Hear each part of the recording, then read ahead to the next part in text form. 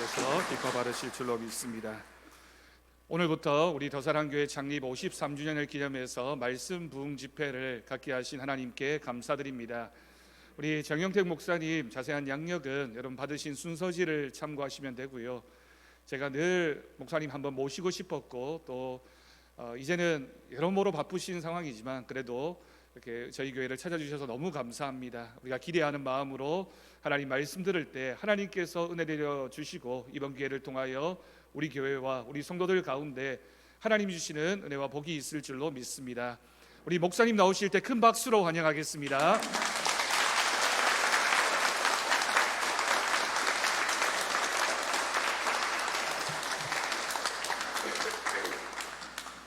하나님 아버지 감사합니다. 이렇게 아름다운 교회에서 아름다운 찬양으로 하나님께 영광을 돌리며 또 우리가 말씀을 나눌 수 있게 하시니 감사합니다. 주님 말씀하시옵소서. 말씀으로 우리를 교훈하시옵소서. 말씀으로 우리를 새롭게 하시고 회복시키시옵소서. 또 필요하다면 말씀으로 책망하여 주시옵소서. 구원에 이르는 지혜를 가지고 성령의 감동으로 살기에 부족함이 없는 귀한 말씀이 우리에게 들려지게 하여 주옵소서. 예수님의 이름으로 기도드리옵나이다. 아멘. 슬기로운 신앙생활, 그러니까 뭐 생각나는 거 있으시죠? 뭐죠? 슬기로운 의사생활.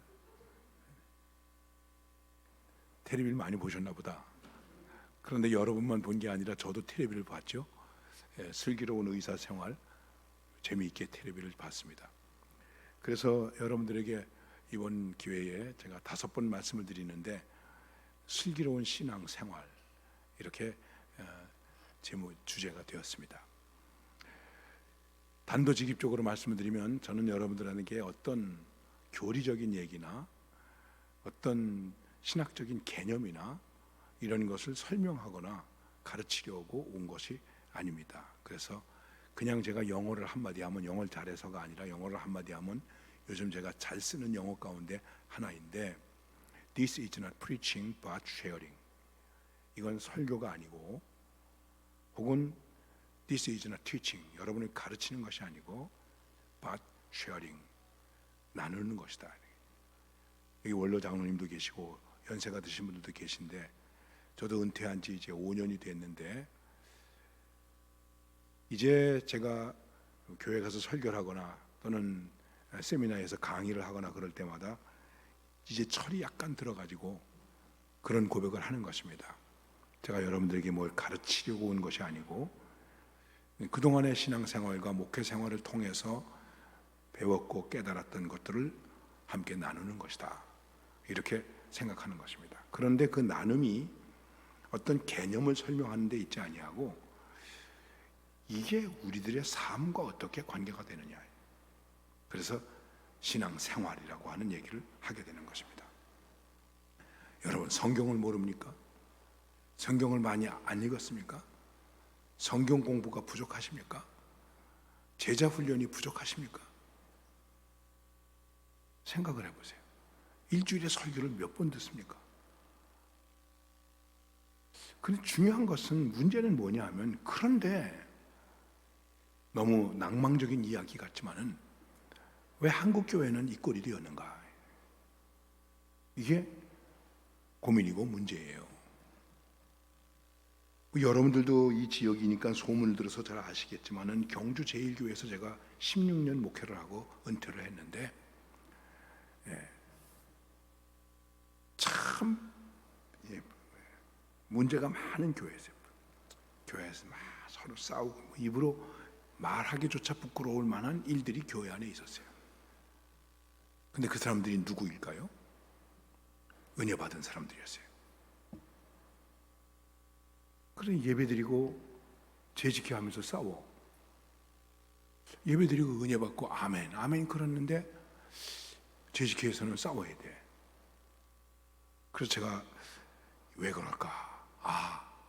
은혜 받아서 힘 얻어가지고 싸우는구나.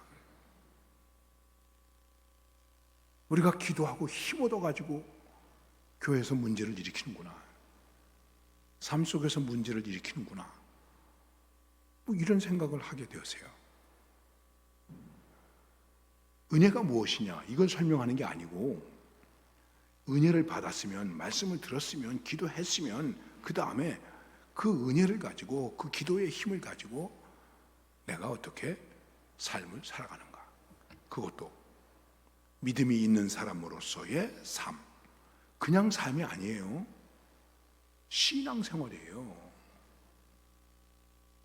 여러분, 우리가 그냥 사는 게 아니고 신앙생활을 하는 거예요. 신앙이 생활이 되고 있습니까? 우리에게 어떤 가치를 주며, 어떤 도전을 주며, 어떤 의미를 부여할 수 있는가? 그 믿음이라는 것 때문에, 신앙 때문에 이런 거에 대해서 고민하고 기도하고 나눠보자 하는 마음으로 말씀을 드리는 것입니다. 그래서 오늘 말씀 속에서도 은혜에 대한 설명을 제가 하는 게 아니고, 은혜로운 신앙생활이 어떤 것이냐 하는 것을 말씀드리는 것입니다. 자, 내용은 너무나 잘 아시니까 제가 되풀이해서 얘기할 필요는 없지만, 아는 대로 베드로가 고기를 잡았는데 고기를 못 잡았다. 그런데 주님께서 깊은 데로 가서 그물을 던져라. 그래서 그물을 던졌더니 고기 많이 잡았다. 이야, 대단한 은혜를 받았다. 뭐 은혜 정도가 아니고 대박이 터진 거예요. 그래서 주님께서 나를 따라오너라. 내가 너로 사람 낚는 어부가 되게 해주겠다. 그래서 다 버려두고 예수님을 따라갔다. 여러분, 우리가 일반적으로 생각하는 것은 은혜를 받으면 어떻게 됩니까? 내가 많이 받아야 돼. 내가 많이 가져야 돼. 그렇죠? 그런데 오늘 베드로와 그 형제들은 예수님께로부터 은혜를 받았는데, 고기를 많이 잡았는데 결론은 뭐냐면 그걸 버려두고 배와 그물과, 다른 성경하고 비교해서 얘기하면 아버지를 버려두고 예수님을 따라가게 되었습니다. 이게 뭡니까? 은혜를 받았으면 배와 그물이 넘쳐나고 더 많은 것을 가져야 되지 않겠습니까? 그런데 배와 그물과 심지어 아버지까지 버려두고 예수님을 따라가게 되었다. 우리가 생각하고 있는 은혜와 은혜를 받은 것과는 너무나 다른 거예요. 은혜를 받았으니까 어떻게 됩니까? 버려야 돼. 여러분이 하나님의 은혜를 받고 버린 게 뭡니까? 성격 하나도 못 버리더라고요. 그래가지고 뭐라고 얘기하니까 어떤 분이 이렇게 얘기하더라고요. 그래요, 목사님, 난 원래 되먹기가 그렇게 되먹었어요. 내 성격은 본래 그래요. 아니, 그럼 예수 믿고 은혜 받았다는 게 뭘 말하는 겁니까? 뭘 버려뒀습니까? 자, 이렇게까지 된 베드로가 어떤 과정을 거쳐서 이렇게 되었는가? 이게 중요한 것입니다. 우리는 너무 결과에 집착하는데, 베드로가 이렇게 은혜를 받고 은혜 생활을 하게 된 그 과정들이 어떤 과정들이 있었는가 하는 것이죠. 그래서 오늘은 철저하게 베드로의 입장에서 말씀드리겠습니다. 자, 여러분, 성경을 보십시오. 1절 무리가 몰려와서 하나님의 말씀을 들을새 예수는 게네사렛 호숫가에 서서, 2절 다 같이 크게 읽읍시다. 시작. 호숫가에 배 두 척이 있는 것을 보시니 어부들은 배에서 나와서 그물을 씻는지라. 그냥 성경에 있는 순서대로 말씀을 드리겠습니다. 베드로가 한 일은 그물을 씻었다.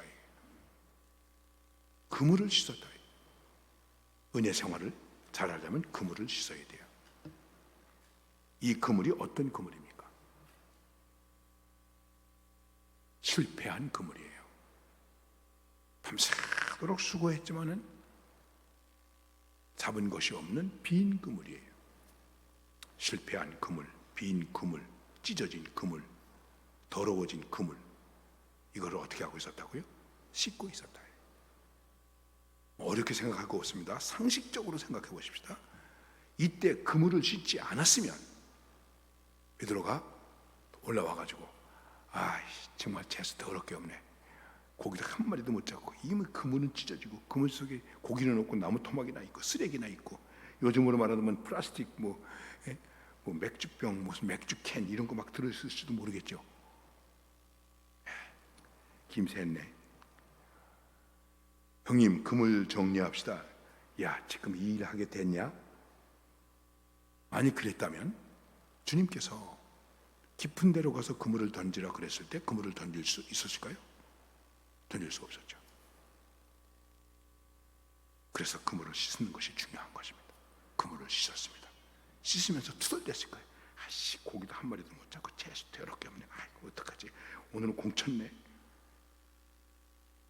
그러나 씻었어요. 상징적으로 얘기할 때 이것이 무엇일까요? 우리가 성공합니까? 실패합니까? 실패가 더 많죠. 아픔이 더 많죠. 상처가 더 많죠. 찢어진 게 더 많죠. 그런데 믿음은 이걸 씻어야 돼요. 이거를 씻어버리지 못하면 은혜 생활을 할 수가 없는 거예요. 이걸 좀 더 단순화시켜서 말씀드린다면 이렇게 얘기할 수 있어요. 사람은 누구나 다 실패한다. 성공한 사람도 실패가 있었어요. 실패한 사람도 성공이 있었어요. 그리고 다른 말로 표현하면 이거를 이렇게 얘기할 수 있는 것이에요. 누구나 다 상처를 받는다. 예외가 없습니다. 인간은 누구에게나 다 상처를 줍니다. 그리고 상처를 받습니다. 여러분 상처 안 줬습니까? 부모가 누구한테 상처받아요? 자식한테 상처받죠. 자식은 부모한테 상처받죠. 아내는 남편에게, 남편은 아내에게. 상처는 대개 누가 줄까요? 가까운 사람이 주는 거예요. 멀리 있으면 상처를 줄 거리가 안 돼. 가까이 있는 사람이 상처를 주는 거예요. 그 상처 가운데 큰 상처가 무엇입니까? 배신의 상처예요. 누가 배신했습니까? 가룟 유다가 제자예요. 다윗을 보세요. 다윗이 10년 동안 피난 다녔는데 다윗을 죽이려고 쫓아다닌 사람이 있었습니다. 끈질기게 쫓아다닌 사람이 누구냐 하면 사울이에요. 근데 사울은 다윗과 어떤 관계인지 아시죠? 사울이 장인이에요. 장인이 사위를 죽이려고 쫓아다닌 거예요. 세상에 어떻게 이런 일이 있을 수 있습니까? 다시 본문으로 돌아와서 우리가 살아가는 삶 속에는 수없이 많은 실패가 있고 상처가 있고 아픔이 있다. 근데 이거를 씻어야 되는데 씻지 못하는 거예요. 예수를 믿어도 씻지를 못하는 거예요. 그래서 우리 속담에 이런 속담이 있어요. 네가 내 눈에서 눈물 나게 했으니까 네 눈에서는 피눈물 날 거다. 그 은혜가 아니죠. 어떤 사람도 이렇게 얘기해요. 무슨 얘기하다가요, 야, 작년 추석에 먹은 송편이 다 올라온다. 아니, 작년에 먹은 송편이 아직도 올라오면 어떡합니까, 여러분? 그거 죽어요. 그러면 씻지 못하는 거죠.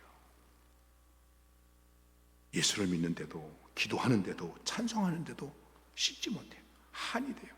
그래서 한많은 이 세상을 사는 거예요. 거기 은혜가 있겠습니까? 은혜가 있을 수 없죠. 적어도 우리는 이 상처난 그물을 씻을 수 있어야 돼요. 어떻게 씻어야 될까요? 주님의 보혈로 씻어야 됩니다. 상처가 있습니까? 아픔이 있습니까? 그럴 때마다 주님 보혈로 덮으소서, 보혈로 씻으소서.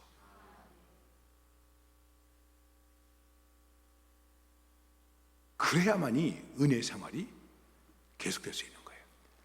씻어버리지 못하면, 잊어버리지 못하면 은혜 생활 못해요. 뭐 이것만 가지고도 내가 1시간 내내 얘기하라고 그래도 얘기할 수 있어요. 이 정도만 얘기하겠습니다. 그물을 씻었어요. 그물을 씻으세요.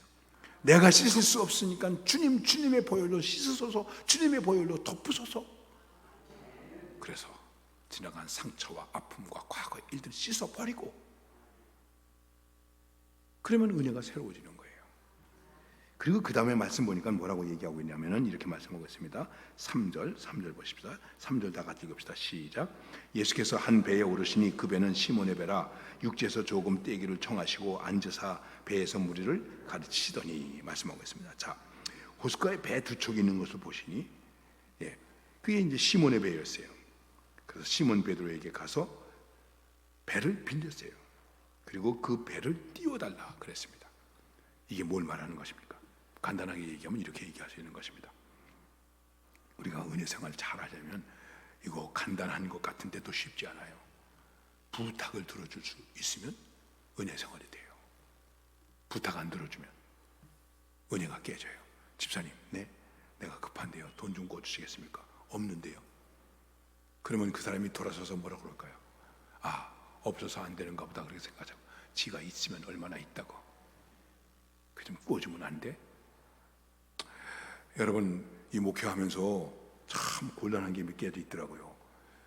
또 그런 분들 상처받지 마세요. 상처받더라도 씻으시면 되니까 뭐 할 수 없습니다만은, 목사님 보험 들어주세요.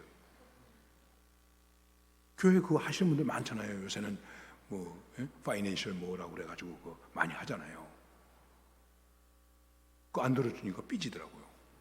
삐지는 것까지는 괜찮아. 그 다음에 교회도 안 나와. 예. 목사님 보증서 주세요. 내 보증서 줬다가 집 팔아먹었어요. 옛날에 그 집 가지고 있었으면 지금 20억은 될 거예요. 예. 그때는 1,000만 원짜리밖에 안 되는 집이었지만은, 13평밖에 안 되는 조그만 집이었지만 보증서 줬다가 집 팔아서 보증빚 갚아줬어요. 그리고 고생 무지하게 했어요. 배도 고파보고. 그런데 내가 이 어려움을 당해. 그래서 그거 어려운데 오늘 우리 집사님이 나한테 그렇게 말하더라고요. 전사님, 그때 제가 전사 때가, 전사님 성경에 보세요. 잠언에 보면 보증 서지 말라고 그랬잖아요. 그 성경대로 하셔야지 왜 성경대로 안 하고 보증을 서져가지고 이렇게 어려움을 당합니까? 아, 성경에 그런 것도 있었구나. 전사가 참 무식했어요, 여러분. 그렇다고 성경 말씀에 보증 서지 말라고 하니까 안 서주겠습니다. 여러분, 그럼 어떡합니까? 얼마나 부탁을 들어줄 수 있는가 생각해 보세요. 그 얘기가 나왔으니까 더 솔직하게 말씀을 드리면, 목사가 돈 떨어지니까 돈 꾸러 갈 데가 없더라고요.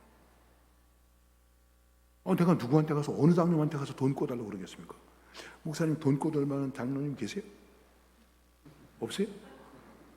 그 거기 좀 곤란한데. 관계가 이 정도밖에 안 됩니까?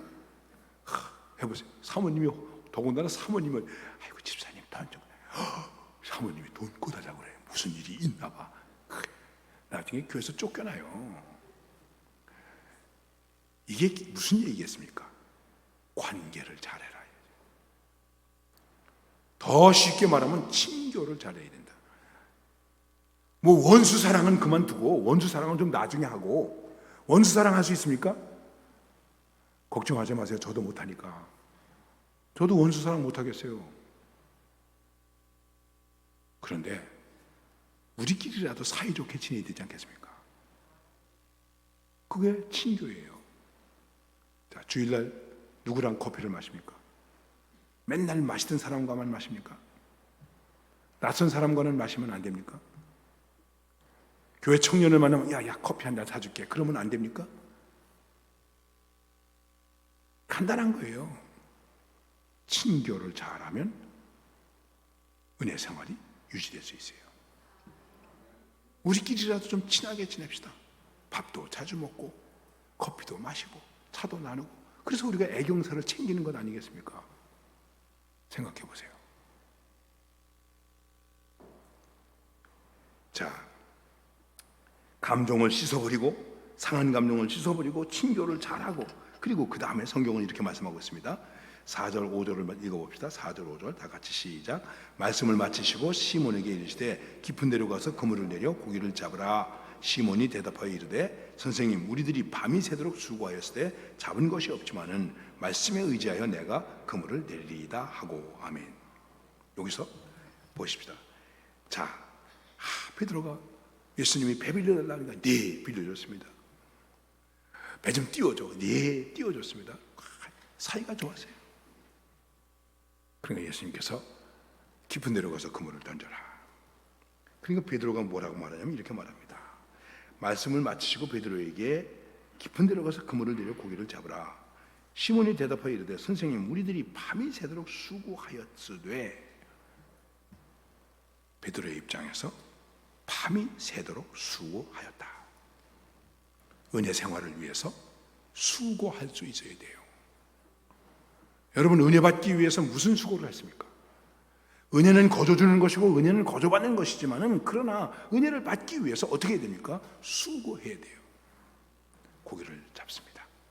한 번, 두 번, 세 번, 호탕에 또 호탕, 또 호탕. 형님 그만둡시다. 아니야, 그래도 해야지. 열심, 끈기, 승부, 근성. 반드시 은혜를 받아야 됩니다. 반드시 은혜를 주시옵소서. 은혜가 없이는 내가 살 수가 없습니다 라고 하는 진정성이 있는가요? 승부근성이 있는가요? 옛날에 부흥사들께서 오셔서 부흥회 하시면 이렇게 말씀하세요. 부흥회를 월요일부터 금요일까지 하세요. 목요일날 새벽에 큰 은혜가 내립니다. 아니, 왜 월요일날이나 화요일날에도 괜찮은데 왜 하필이면 목요일날일까? 그럼 저는 여러분들에게 뭐라고 얘기해야 될까요? 수요일날 밤에 큰 은혜가 내립니다. 아무도 아멘 안 하시네. 안 믿으시는 것 같아. 근데 월요일서부터 시작해서 화요일 아침, 새벽, 낮 공부, 저녁, 수요일 낮 공부, 또 저녁 3번, 그리고 목요일 이쯤 되면 은혜를 받겠습니까? 못 받겠습니까? 그리고 그렇게 끈질기게 나온 성도에게 하나님께서 은혜를 주시겠습니까? 안 주시겠습니까? 나는 뭐 여러분들에게 많이 나오라는 것을 강조하기 위해서 하는 얘기는 아닙니다. 그런데 여러분이 오늘 첫 시간 뭐 부흥이 안 되는데 한번 가봐야지. 혹시나 하고 갔더니 역시나 그렇구만. 그냥 오늘 첫 시간 체면으로 인사했으니까 뭐 됐지 뭐. 그 은혜가 되겠습니까? 안 되겠습니까? 안 되죠. 최소한도 오늘 아침에 나오신 분들만큼만은 좀 나와주시면 아주 고맙겠습니다. 여러분 부탁합니다. 얼마나 끈질긴가, 얼마나 끈질기게 기도하는가. 여러분, 요즘 무릎 꿇고 기도할 수 있습니까? 다 편안한 거죠. 의자 없는 식당에 가지 않아요. 쭈그리고 앉아서 밥을 못 먹겠더라고요. 한번 여러분 무릎을 꿇고 한번 기도해 보세요. 몇 분이나 할 것 같습니까? 지금 이렇게 되어 있어요. 간절함이 없어요. 끈질김이 없어요. 승부근성이 없어요. 장로님께서 기도하실 때에 여기 교회 장로님이 아니고 하나님 아버지, 나온 사람이나 안 나온 사람이나 다 같이 은혜를 받게 해 주옵소서. 다 아멘. 저는 노멘. 여러분, 여기 수고해서 나온 분과 수고하지도 않고 지금 앉아 있는 분하고 집에 있는 분하고 어떻게 은혜가 같은 은혜가 됩니까? 같은 은혜가 될 수 없잖아요. 내가 공로를 쌓으라는 것이 아니라 정말 은혜를 받기 위해서 수고했는가, 땀 흘렸는가, 애썼는가 생각해 보세요. 야, 이번 기회에 은혜를 받자. 우리 가정이 은혜를 받기 위해서, 구역 식구들이 은혜를 받게 하기 위해서, 교사들이 은혜를 받게 하기 위해서, 누군가가 은혜를 받게 하기 위해서 내가 수고하고 땀 흘린 게 무엇입니까? 저는 여러분들한테 야단하려고 하는 얘기가 아니에요. 기본적으로 생각해 보자는 거예요. 수고하지 않고 은혜가 옵니까? 내가 땀 흘리는 수고를 해야 된다는 것이죠. 자, 기본적으로 3가지를 말씀드렸습니다. 그물을 씻어야 된다. 그리고 빌려줄 수 있는 친교 관계를 잘해야 된다. 그 다음에 내가 수고해야 된다. 이거는 안 믿는 사람도 할 수 있는 거예요. 오히려 안 믿는 사람들이 더 잘해요. 조폭들이 더 잘해요. 이런 건 잊어버리고, 조폭은 자기 동기가 감옥에 가면 그 식구들 다 먹여 살려요. 책임져요.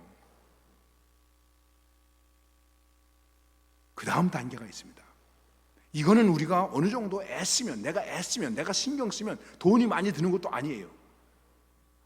내가 내 마음 다스리는데 뭐 돈이 듭니까? 돈 드는 일도 아니에요, 별로. 그런데 우리가 하나님의 은혜를 받는다고 했을 때에 여기에 머물러 있는가? 아닙니다. 그 다음 단계가 중요한 것입니다. 그것이 무엇이냐면 이것입니다.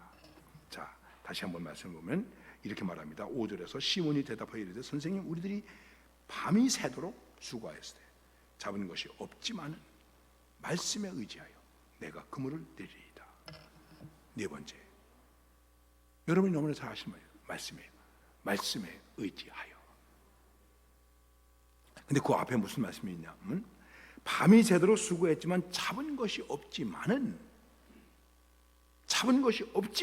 나는 안 됐지만, 나는 실패했지만, 나는 넘어졌지만, 나는 병들었지만, 나는 약하지만, 그렇지만, 그러니까 그만둡시다가 아니고 이제 어떻게 됩니까?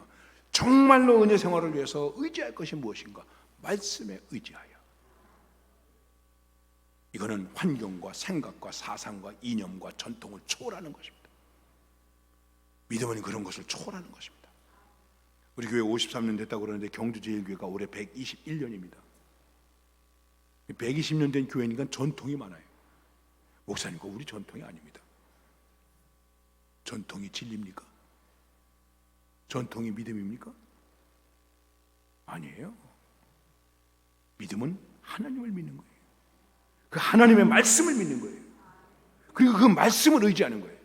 우리가 늘 고백하잖아요. 주님 말씀하시면 내가 나아가리다. 주님 말씀하시면 내가 멈춰서리다.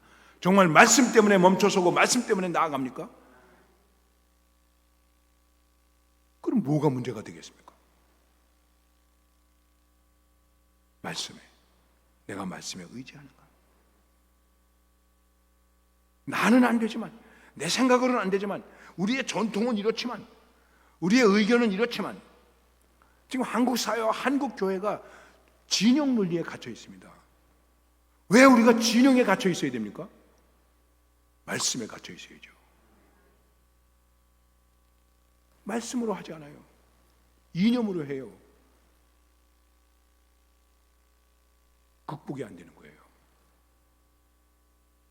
다시 한번 생각해야 됩니다. 나는 안 되지만, 내 감정으로는 안 되지만, 내 기분으로는 안 되지만, 내 입장으로는 안 되지만, 내 형편으로는 안 되지만, 그러나 말씀에 의지하여, 제가 말씀에 의지하여 그물을 내리겠습니다. 거기는 깊은 자리입니다. 거기는 흔들림이 없습니다. 아주 은혜의 깊은 자리입니다. 성경은 늘 그런 얘기를 합니다. 아브라함이 갈 때 갈 바를 알지 못했다. 어디로 가야 좋을지 몰랐어요. 그러나 말씀에 의지하여 갔다. 갈 바를 알지 못하고 어찌할 바를 알지 못하고 정말 나는 어떻게 해야 되는가? 성령께서 마저도 탄식하며 기도하는 그런 형편이 되었다고 할지라도 나는 말씀에 의지하여. 이게 뭐겠습니까? 내가 너희 안에, 너희가 내 안에, 내 말이 너희 안에 거하는 주님과의 동행과 일체를 이루는 것입니다. 내가 말씀을 얼마나 의지하는가 한번 살펴보십시오. 왜 은혜가 풍성하지 못한가? 말씀에 의지하지 않기 때문이에요. 그랬으니 보십시오. 성경을 보십시오. 자, 6절 보십시다. 시작. 그렇게 하니 고기를 잡은 것이 심히 많아 그물이 찢어지는지라. 7절 다 같이. 이에 다른 배에 있는 동무들에게 손짓하여 와서 도와달라 하니 그들이 와서 두 배의 채움에 잠기게 되었더라. 그렇게 하니, 말씀에 의지하니, 그 얘기예요. 그렇게 하니, 말씀에 의지하니, 나는 안 됐지만 말씀에 의지하니 고기를 잡은 것이 심히 많아 그물이 찢어지는지라. 다른 배에 있는 동무들에게 손짓하여 와서 도와달라 하니 두 배에 잠기게 되었더라. 여러분, 한 배에 잡았는데 두 배에 가득하게 되었어요. 이게 은혜 받은 모습이에요. 은혜로 살아가는 모습이에요. 내가 받으니 저 사람도 은혜 받는 거예요. 예. 내가 은혜 받으니까 우리 가정도 은혜가 받는 거예요. 내 배만 채우는 것이 아니라 다른 사람의 배도 채워지는 거예요. 이게 놀라운 기적이에요. 내가 받은 은혜 때문에 누가 행복합니까? 내가 받은 은혜 때문에 누가 복받게 되었습니까? 구역장이 은혜 받으면 구역 식구들이 복받을 수 있는 거예요. 그렇습니까? 내가 예수 믿어서 네가 복을 받는구나. 중요한 얘기죠. 주기철 미안합니다. 김익두 목사님 깡패죠. 부흥에 어느 곳에 부흥에 인도를 가기 위해서 막 산 꼭대기로 올라가시는데 너무 올라가다 보니까 더웠어요. 너무 땀이 나가지고 이 두루마기를 벗어서 이렇게 놓고 그리고 약간 옷을 이렇게 풀어 헤치고 그리고 바람을 톡 쐬고 있었습니다. 어떤 사람이 지나가다가 또 보더니 다짜고 들어 깡패 같은 놈인가 봐요. 야 이놈아, 너 왜 여기 있는 거야? 아, 누구십니까? 왜 그러십니까? 너 이놈아, 왜 나보다 먼저 왔어? 아, 이런 억지가 어디 있습니까? 너 여기 이 언덕 꼭대기 나보다 왜 먼저 왔느냐? 그리고는 뭐 어떻게 하다가 보니까 이 사람이 김익두 목사를 우습게 보고 한 대 치려고 대며든 거예요. 제가 짧게 얘기하면 그 목사님이 손을 탁 잡았어요. 김익두 목사 유명한 깡패였잖아요. 딱 잡고 꽉 잡았어요. 이 사람이 이게 너무나 아파가지고 이거 놔 그랬어요. 이분이 김익동 목사님 손을 탁 놓으면서 이렇게 말했다는 것입니다. 오늘 내가 예수 믿어서 네가 복 받았다. 이게 무슨 얘기입니까? 내가 김익두다. 유명한 깡패 김익두란 말이에요. 내가 예수 안 믿었으면 너 오늘 지금 뼈를 추리는 거지 못 추리는 거지. 자기가 그렇게 되는 거지. 내가 은혜 받아서 누구에게 채워집니까? 주시옵소서, 충만하게 하시옵소서. 그래, 은혜 받아서 누구를 채우는 거예요? 내 배만 채우면 되겠습니까? 2배에 잠기게 되었더라. 나누어지면서 풍성해지는 것입니다. 이게 은혜 생활이에요. 내가 받은 은혜 때문에, 내가 깨달은 것 때문에 어떻게 다른 사람을 복되게 할 수 있겠는가요? 여러분, 사실 기독교의 축복이 뭐겠습니까? 한마디로 말하면 기독교의 축복은 이거예요. 당신을 복되게 하겠습니다. 내가 당신을 복되게 하겠습니다. 예수 믿는 게 제일 복된 것이니까. 다른 배에도 채워지게 되었다. 그리고 그 다음에 보십시오. 여러분, 성경을 보십시오. 8절 보니까 8절 다 같이 읽읍시다. 시작. 시몬 베드로가 이를 보고 예수의 무릎 아래에 엎드려 이르되 주여 나를 떠나소서 나는 죄인이로소이다. 자, 2배에 가득하게 되었어요. 베드로가 이걸 딱 봤어요. 그리고는 예수님에게로 달려갔습니다. 그리고 하는 말이 아마 안드레가 그랬을 거예요. 형, 그게 무슨 말이야? 나를 떠나소서. 아니, 나를 떠나소서 그러면 어떻게 예수님의 바지가랑이를 딱 붙잡고 주여 우리와 함께 여기 계셔주세요. 그리고 여기서 말씀만 하세요. 오른쪽으로 왼쪽으로 깊은 데로 낮은 데로. 그러면 고기를 잡고 우리 동업합시다. 수산협동조합 만들고 매운탕집 탕탕탕탕 만들고 돈 벌어서 선교비 팍팍 지원하고 그럴 테니까 주님 여기서 우리하고 같이 동업하면 어떻겠습니까? 그래야 될 것 아닙니까? 한 번 말씀에 2배에 가득하게 잡혔는데, 그런데 베드로가 예수님의 무릎 아래 엎드렸다. 이게 중요한 것입니다. 우리가 은혜의 생활을 계속하는 것은 어디에 무릎을 꿇는 것인가? 예수님이 교회에 대해서 말씀하시면서 이렇게 말씀하셨습니다. 음부의 권세가 이기지 못하리라. 그런데 지금 많은 신앙인들이, 제가 여러분들한테 이런 말할 자격이 없어요. 특별히 지도자들이 예수님 앞에 무릎을 꿇지 않고 돈에 무릎을 꿇어, 명예에 무릎을 꿇어, 권력에 무릎을 꿇어, 세상에 무릎을 꿇어, 정치에 무릎을 꿇어. 은혜를 받으면 받을수록 우리가 무릎을 꿇어야 할 곳은 어딘가요? 예수님에게 와서 무릎을 꿇는 것입니다. 여러분, 힘드십니까? 억울합니까? 앞이 보이지 않습니까? 어디 가서 무릎을 꿇겠습니까? 가끔 점쟁이나 이런 집에 예수 믿는 사람도 찾아오는데 일이 잘 풀릴까요? 예수에게 무릎을 꿇는 것입니다. 내게 무릎을 꿇으라 세상이 우리에게 말합니다. 예수님에게도 그 유혹이 왔어요. 내게 무릎을 꿇라 천하 영광을 주겠다. 그래서 우리들이 천하 영광 앞에 무릎을 꿇어요. 저도 다행스럽게도 아직까지 기회가 없어서 그렇지, 누군가가 나한테 돈 몇 억을 주면서 이렇게 해줘 그러면 아마 무릎 꿇었을 것 같아요. 왜냐하면 나도 돈 되게 좋아하거든요. 여러분 돈 싫어합니까? 저는 돈 싫어하면, 좋아하면 안 됩니까? 난 늘 그렇게 얘기해줘. 내가 제일 좋아하는 하나님, 첫째 하나님, 둘째 우리 아내, 셋째 돈. 우리 어머니가 들으면 되게 섭섭해하실 거예요. 이놈의 자식 말이지, 제 아내한테 무릎을 꿇었다고 생각할 거예요. 어떡하겠습니까? 자, 뭐 좀 지나가는 얘기입니다만 누구 앞에 무릎을 꿇는가요? 은혜 생활 누구 앞에 무릎을 꿇고 있습니까? 오늘도 주일날 골프장에 가서 무릎을 꿇는 사람 많아요. 네, 난 골프가 나쁘다고 얘기하는 건 아니에요. 네, 주일날 무릎을 꿇어요. 되겠습니까? 그리고 중요한 것이 있습니다. 무릎을 꿇고 주여 나를 떠나소서. 주님과 함께 있어야 되는데 나를 떠나소서 그럽니다.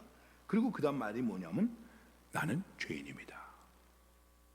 아니 여기서 이 말을 할 필요가 뭐가 있어? 은혜 받았으면 좋지. 근데 이게 굉장히 중요한 것입니다. 나는 죄인입니다. 바울이 예수 믿고 회개하고 사도가 되었죠. 근데 바울은 늘 뭐라고 고백합니까?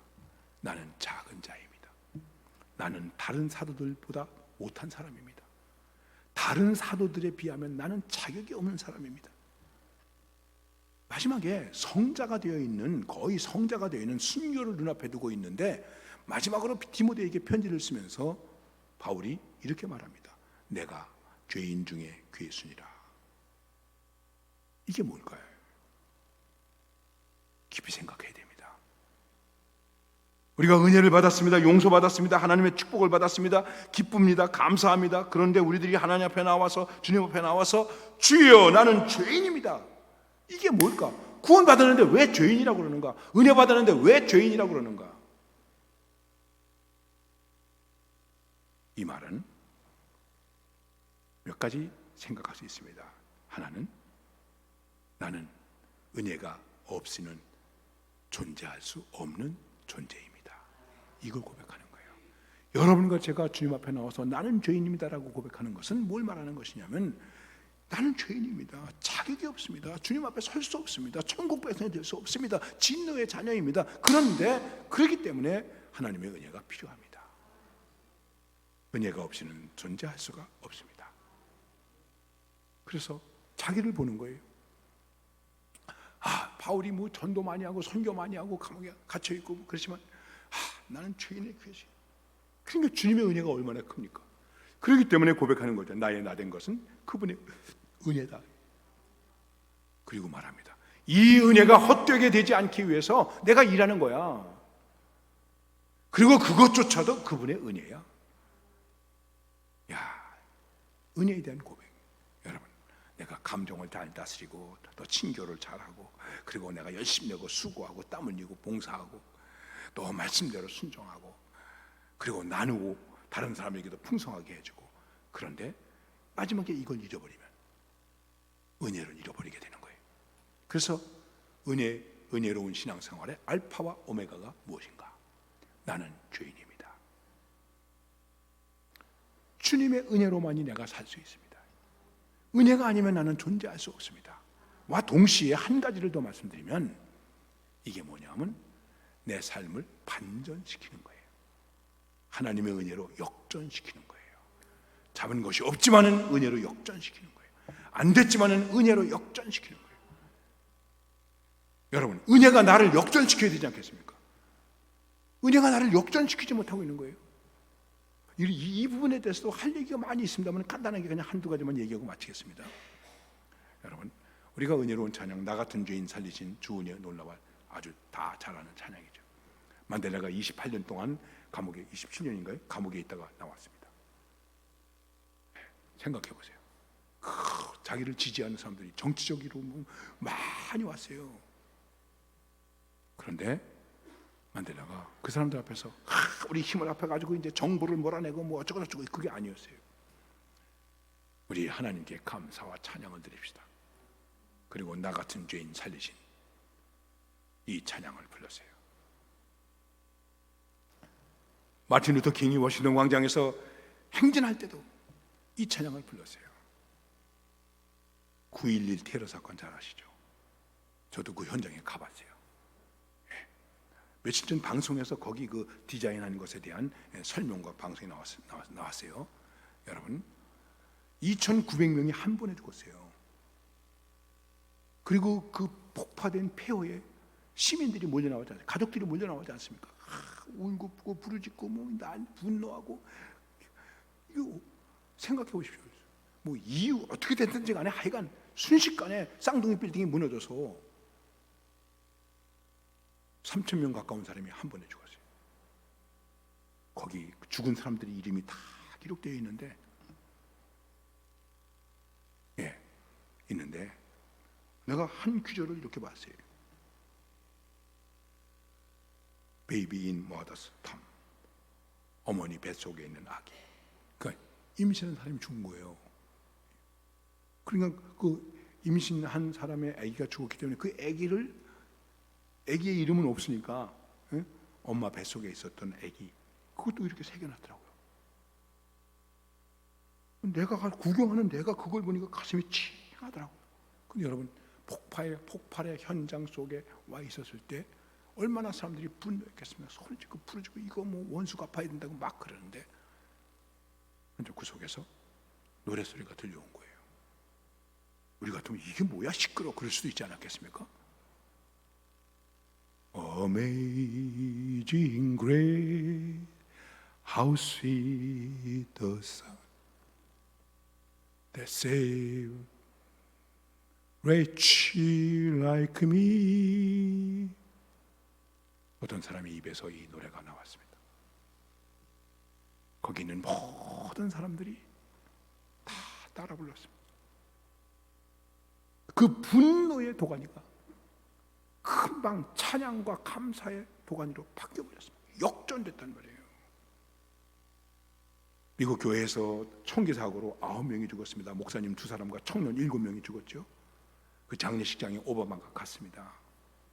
그리고 추도하는 연설을 하다가 결국은 마지막에 이렇게 얘기했습니다.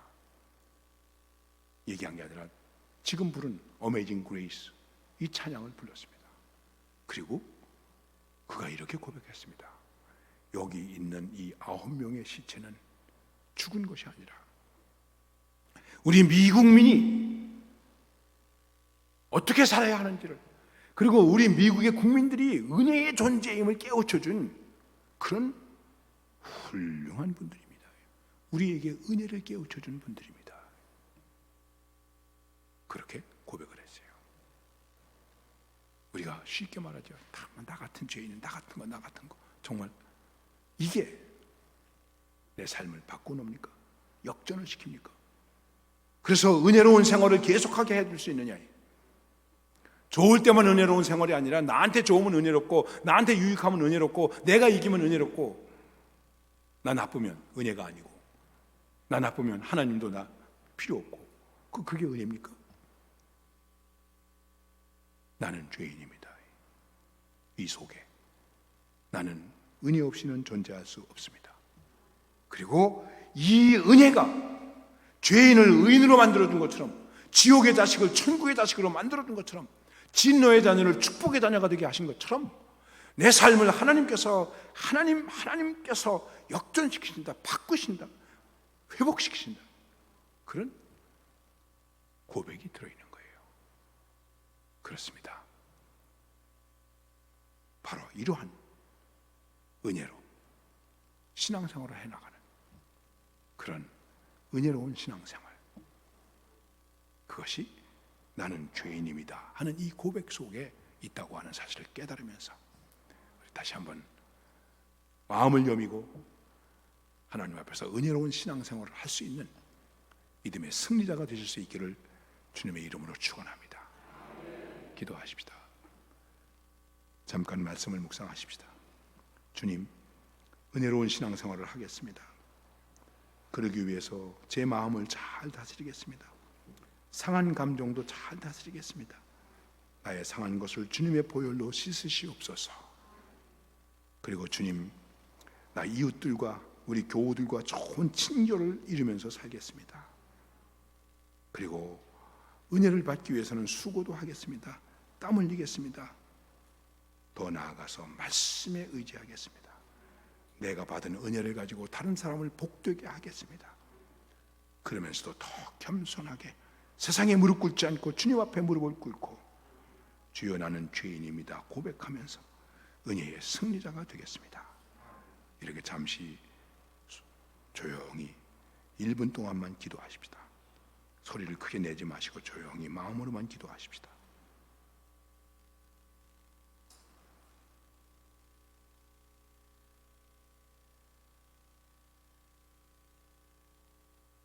주님,